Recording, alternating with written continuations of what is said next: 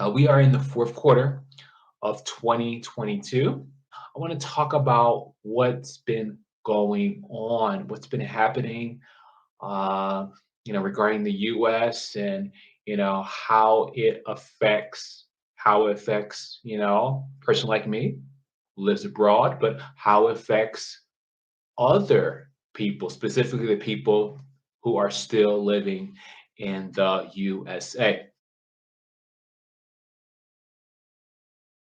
I have found this report by the National Low Income Housing Coalition. They publish a report every year regarding the income, how much a person needs to earn to be able to have an apartment in the USA or have any type of rental house. So let's take a look at that. I'm going to be reading from the report, brief bits, but again, you can read the rest in its entirety as I will put the link in the description.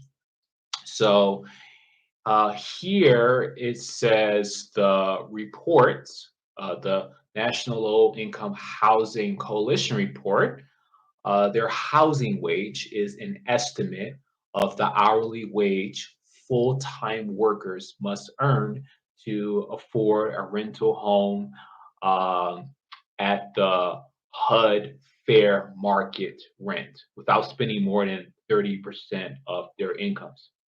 I'll add a comment here.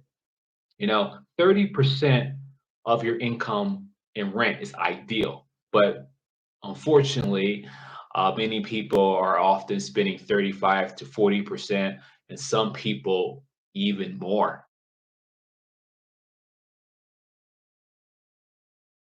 So, uh, but the fair market rent, the 30% number, that's ideal, but that's not what most people are paying. They're paying much more of their income in rent. Continuing. Fair market rents are estimates of what a person moving today can expect to pay for a modestly uh, priced rental. The 2022 national housing wage is almost $26 an hour for a modest two-bedroom rental and 21.25 an hour for a modest one bedroom rental. Just think about that, specifically about the one bedroom.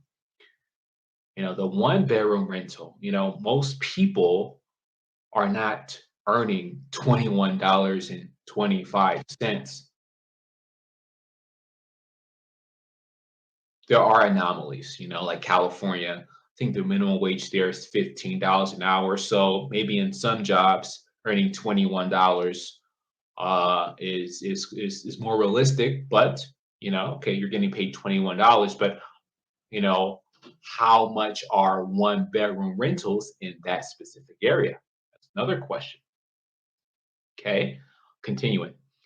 The federal minimum wage of 7.25 per hour falls well short of both the two-bedroom and one-bedroom national housing wages. The two-bedroom housing wage is over 3.5 times greater than the federal minimum wage. Because the federal minimum wage does not rise automatically with inflation, it is worth considerably less today than in recent decades. If the minimum wage increased at the rate of productivity growth, it would have been more than 22 per hour in 2021. It's unbelievable that the federal minimum wage is $7.25. Um, you know, I don't know who makes 7.25 in the US anymore.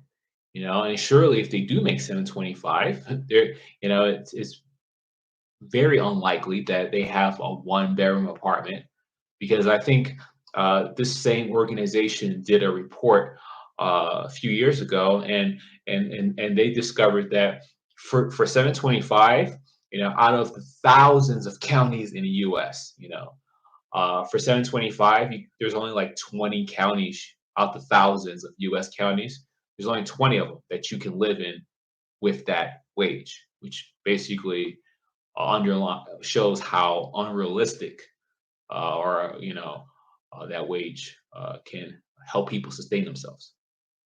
Continuing, 30 states, DC, Puerto Rico, and over 50 counties and municipalities now have minimum wages higher than the federal minimum wage.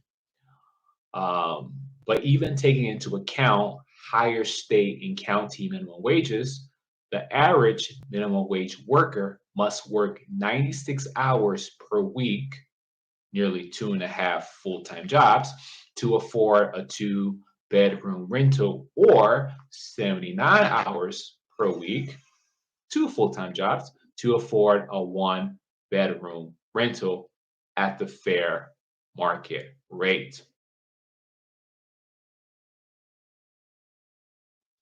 And these people who do work those abnormal amount of hours, won't really have any time for things like, cooking or cleaning or self-care or caring for their family, So it just goes to show, that the US is not getting better, it's actually getting worse. And yet, many people still want to immigrate to the USA. I'll talk more about that a little later. So let's continue. The struggle to afford rental housing is widespread.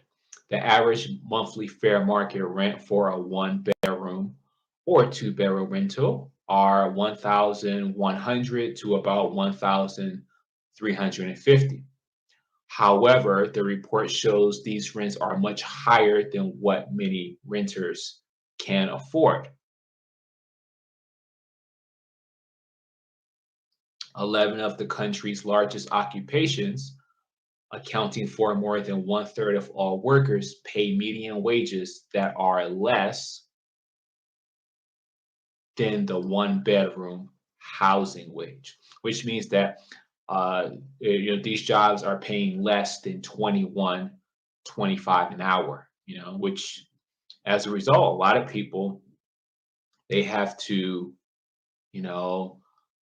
maybe live with their parents or maybe have roommates, and maybe it's not just one roommate, maybe they have 2 or 3 other roommates, and that's not the American dream, that's not the American dream, and unfortunately, it's more of a American nightmare. All right, so again, this is from the National Low Income Housing Coalition. This is the 22 Out of Reach report. I will leave this report in the description so you can read it in its entirety. I'm all out of coffee, and that's a big problem because that's the fuel that gives me the energy to make you these helpful videos.